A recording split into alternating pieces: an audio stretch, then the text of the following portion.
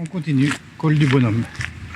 J'étais donc au camping du Pontet, juste après les Contamines.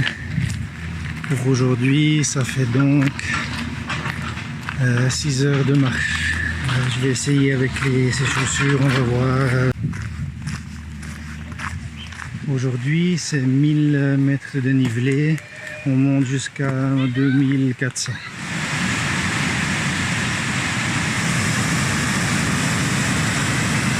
Voilà, en face de nous, le col du Bonhomme.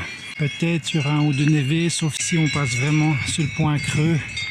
Apparemment, il n'y a rien. Par contre, il y a déjà un peu des nuages. Il doit être midi à peu près. J'espère que ça peut tenir. Comme il a plu très fort et que pour toute la semaine, ils annoncent des dégradations dans la région avec orage et tout. Il faudra juste que je sois attentif dans la montée. Le moment où je quitte le confort possible d'établir un bivouac. Du coup, il faudra que je m'arrête si je sens que ça pue. Encore 2h45 pour le col. Voilà, donc là, on voit en fait des sabots qu'on met au cornes pour les courber vers l'avant, ce qui fait que c'est souvent la cause des vaches aux cornes coupées. C'est à cause des blessures, parce que soit elles se font à elles-mêmes des blessures en allant chasser une mouche sur le flanc, mais surtout aux autres qui sont à côté. Donc du coup, en formant ces cornes bien vers l'avant, du coup il n'y a plus de risque de blessure et ça fait des belles vaches avec cornes. D'ailleurs, toutes celles que j'ai vues avant dans les champs sont avec cornes.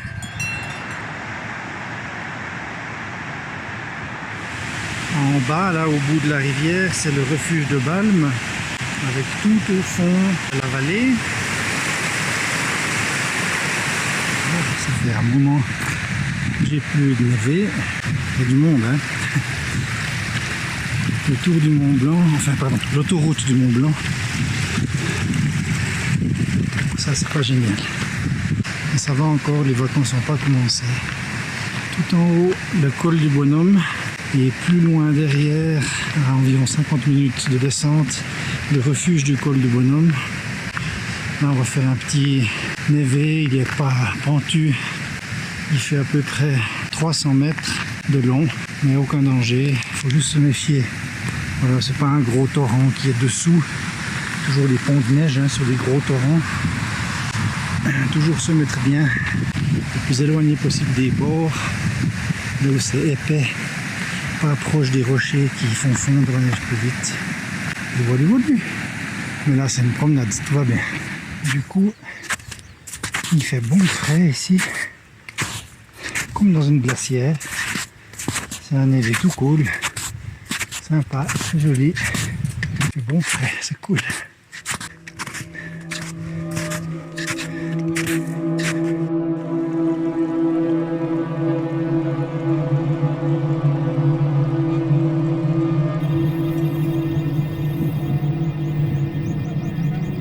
Arrivé, col du Bonhomme.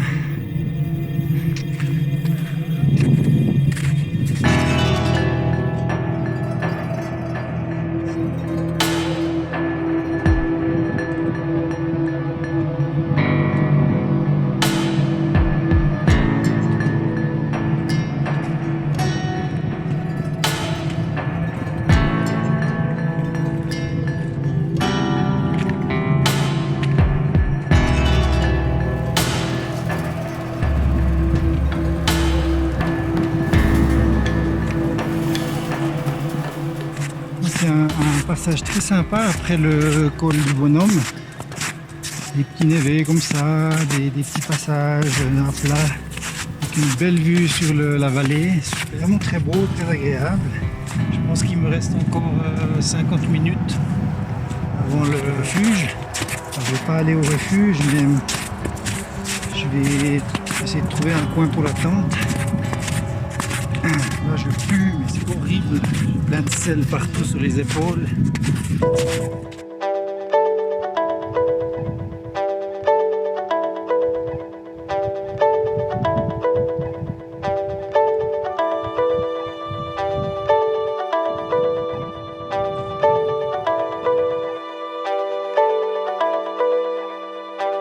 par contre, ces nuages-là, c'est moins beau. Là, il y a un cumulonimbus qui se forme là-bas, et puis au-dessus de nous, ça commence à se corser un peu. Ça avance assez vite. Donc, vite que je trouve le refuge.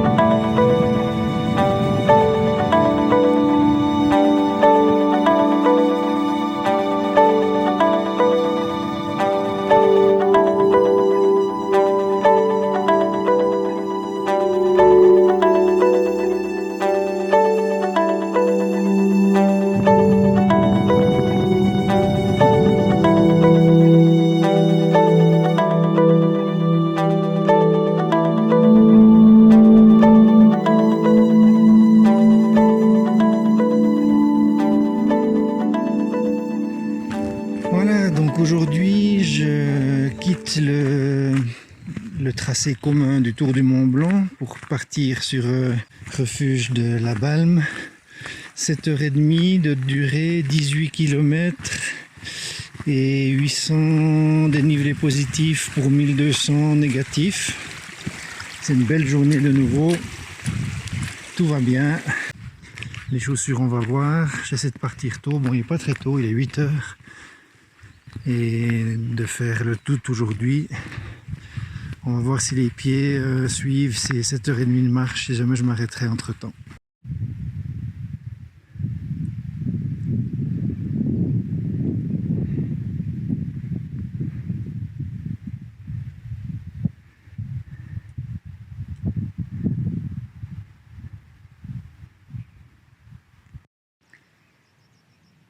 C'est une magnifique vue. Magnifique journée, je me sens bien. J'espère que ces 7h30, c'est la plus longue que j'aurai faite jusqu'à maintenant, ça va aller. Mais c'est vraiment extra, je suis content. Derrière moi, le refuge du col de la Croix du Bonhomme. Et juste devant moi, ici, la crête que je dois faire. Voilà.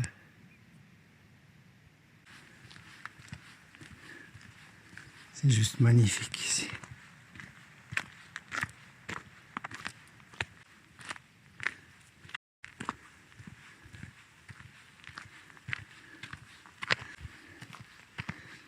Quel panorama! C'est le matin privilégié. Pouvoir se promener comme ça, quasiment à plat sur une crête, avec une vue pareille. Bon là, il faut faire attention. Hein. Hop. En fait, c'est une crête qui se dérobe tout en plaques d'ardoise.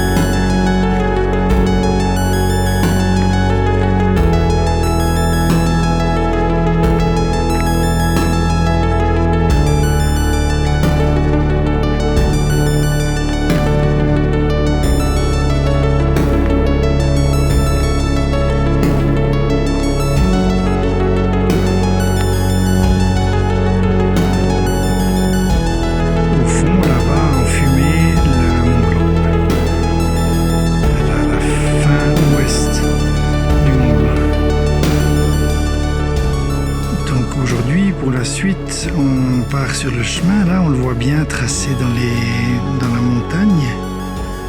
C'est génial, c'est une descente toute douce. On va jusqu'au lac là-bas, au fond. On descend, puis le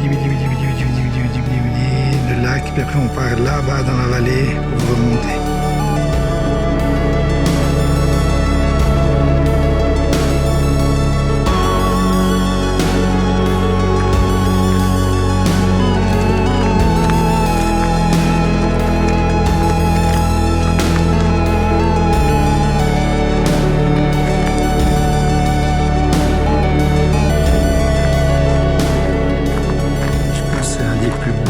Ce matin de commencer par une crête comme ça. 30 minutes que je suis sur cette crête à prendre des vidéos, des photos et tout. J'arrive pas à m'empêcher. Faudrait que j'avance. Mais c'est vraiment trop beau. Magnifique.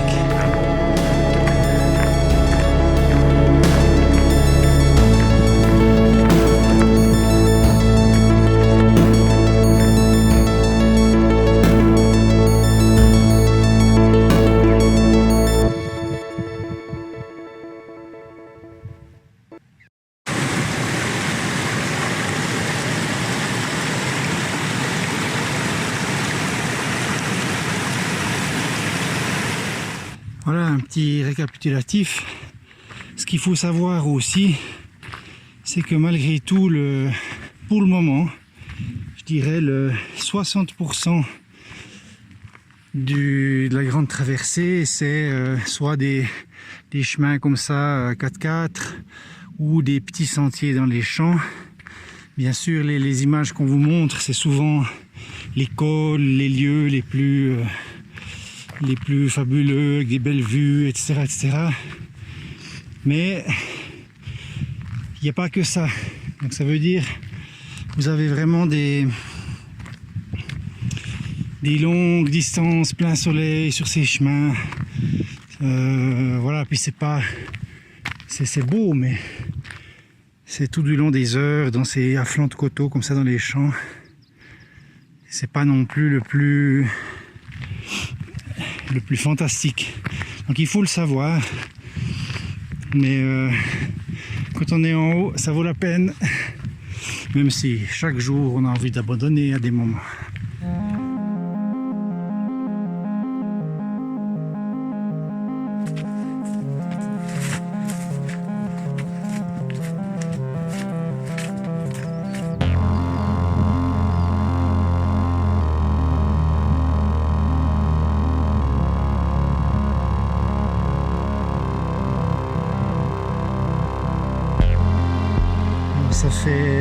Ça fait 3h30 que je marche. Je vais encore aller un petit bout, il est midi, mais essayer de manger un tout petit peu plus tard, peut-être dans un endroit plus frais avec de l'eau pour tremper les pieds. En face de moi, là-bas, le col que je dois encore franchir, aujourd'hui plus continue encore un bout. Donc il me reste 4 heures de marche à peu près. Ces fleurs violettes comme ça en monticule, il y en a pas mal ici. Elles sont en fait assez rares et protégées. C'est des orchidées sauvages. À voir, on les reconnaît aussi à leurs feuilles un peu zébrées. Elles sont magnifiques.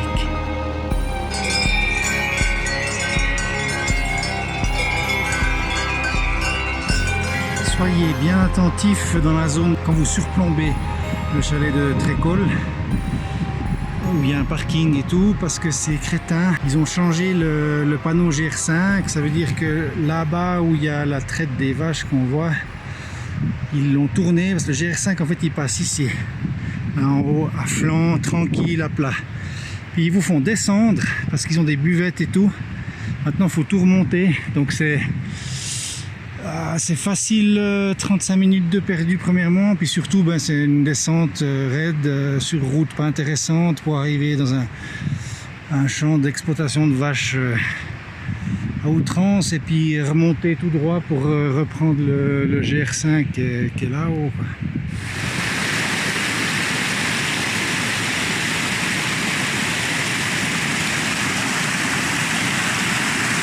En train de faire l'ascension du col du Bresson. Puis on voit d'où je viens tout en bas là, le lac artificiel. Le col du Bresson, c'est le genre de col qu'on cache un autre derrière. Petite surprise. Ah, j'en peux plus là. C'est un de ces moments où tu te dis j'arrête.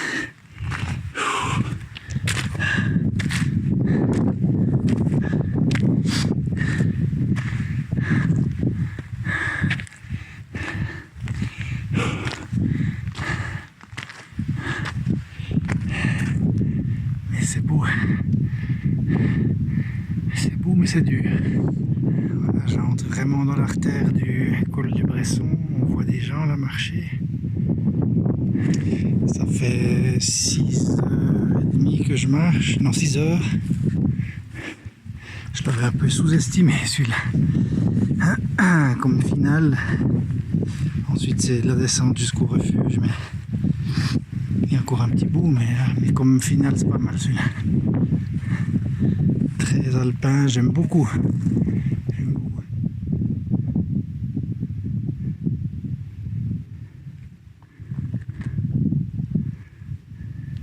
La vache. Celui-là, il win.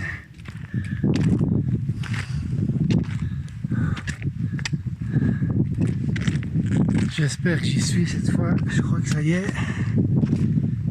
J'espère juste que c'est pas un faux col. Col du Bresson. Là-bas le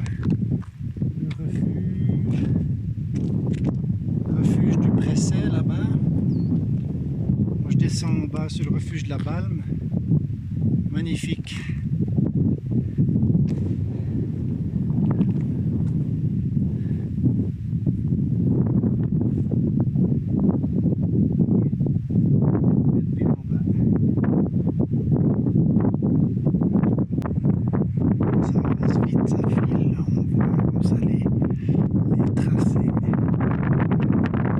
Encore 50 minutes de descente avant l'orage, parce que là je suis presque sûr que ça va péter. C'est tiré comme ça, une grosse zone bien noire là-bas qui arrive depuis l'ouest. Donc 50 minutes de descente et puis je suis au refuge ou sur un lieu pour pouvoir me planter avant l'orage. À voir si j'arrive au refuge. Ça m'est un peu égal. Tant qu'il y a de l'eau, pour pouvoir un peu me débarbouiller parce que je pue, mais c'est dégueulasse. L'orage s'approche gentiment. Cette fois, on n'y coupe pas. Espérons que ça va tenir.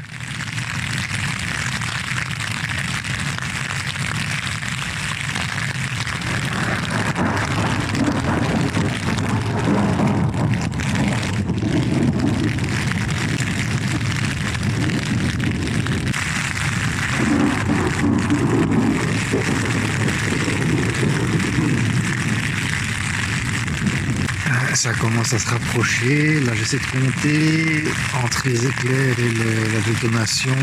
J'en suis à 3 ou 4 secondes, donc 900 ouais, aux alentours du kilomètre. Donc ça se rapproche gentiment. J'espère que j'ai assez bien tendu la tente, mais je crois que ça devrait jouer. Je suis bien abrité par un rocher. Donc le vent est un peu cassé quand même avant d'atteindre la tente, donc c'est pas si mal. On va voir. Allez, cette fois c'est parti.